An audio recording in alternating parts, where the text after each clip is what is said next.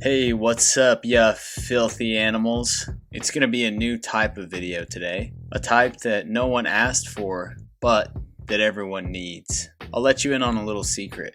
I'm obsessed with apes. I love the impressive power they possess. I love their intelligence, their problem-solving abilities, their loyalty and commitment to family. They're truly the noblest of creatures. This is why I've chosen to live my life looking through the lens of the ape. People are either apes or they are not. Because my credentials are limited and my accomplishments are few, just ask my wife, she'll tell you all about it. I will preface this video by saying these are purely the opinions of one singular ape.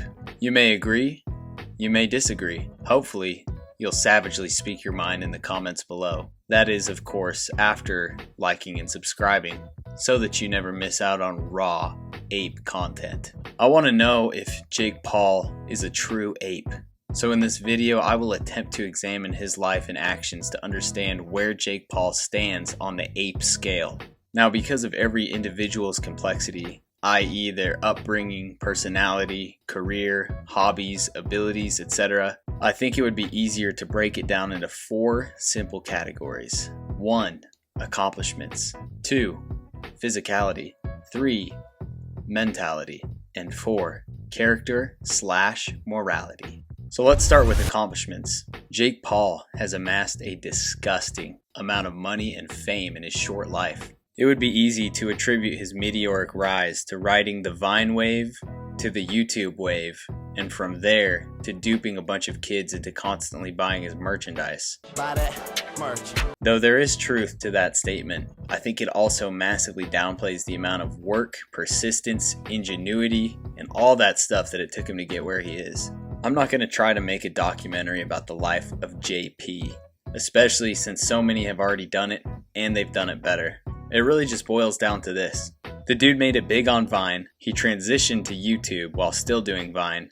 He's up to 20 million plus subscribers on YouTube. I personally think his content is trash, but I'm not his target audience and I have less than 0.1% of the number of subscribers he has. So well done, Jake, you dirty freaking dog.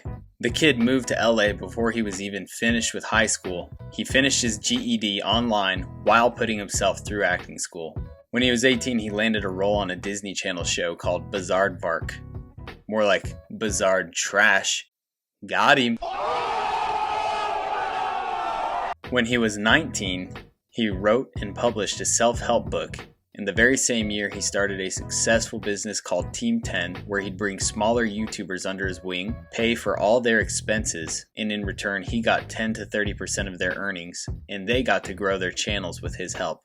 I'm really racking my brain trying to think of anything noteworthy I did between the ages of 16 through 19, and all I can remember doing is eating Cheez-Its and watching Ninja Turtles on my mom's couch. Jake dared to dream big, and he transitioned to boxing. He kicked his career off by TKOing several YouTubers including Deji and Gib, and then a basketball player named Nate Robinson. He went on to knock out former Olympian, Bellator champion, and ONE FC champion Ben Askren. Granted, none of these are impressive opponents. The first 3 had no boxing ability and could be categorized as complete tomato cans. The last was a retired fighter, aged 36, recently coming off of a hip surgery who'd never even been known for his striking in the first place. Despite that, you can't knock Jake for pursuing his passions and making a freaking ton of money doing it. His ability to market himself is unparalleled. To help him transition into his boxing career, he made a series of videos mocking MMA fighters that are actually pretty hilarious. Michael Bisping here, and Jake Paul, I'm watching you. Because of these videos, there's more than a few MMA fighters that would love to step into the ring with him and teach a lesson to what many are saying is just a delusional kid. His most recent stunt involved a brawl with boxing megastar Floyd Money Mayweather, wherein Jake snatched his hat while saying, "Got your hat." It wasn't long before he posted a video of him getting a tattoo with the new phrase, "Got your hat," as well as selling merchandise with the very same phrase. Buy that merch. I know I'm missing a lot here, but I think it's pretty safe to say that given all the aforementioned achievements, Jake gets a thumbs up in the accomplishments department.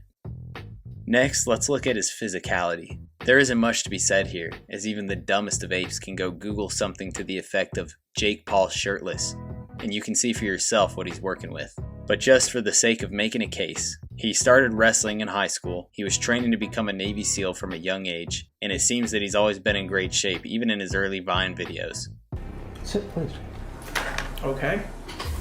While running the Team 10 house, Jake had a rule in place that all members were required to work out daily to maintain an aesthetically pleasing form. Here's a quote from Jake about his thoughts on fitness.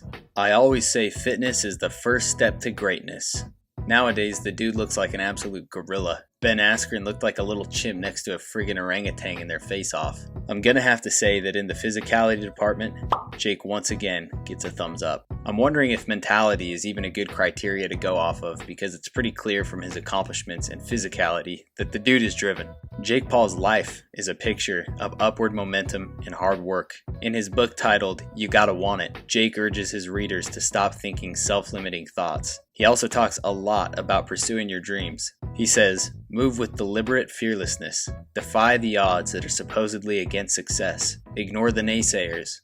Take the word no, flip it around, and say to yourself, I'm on it." Conceive, believe, achieve.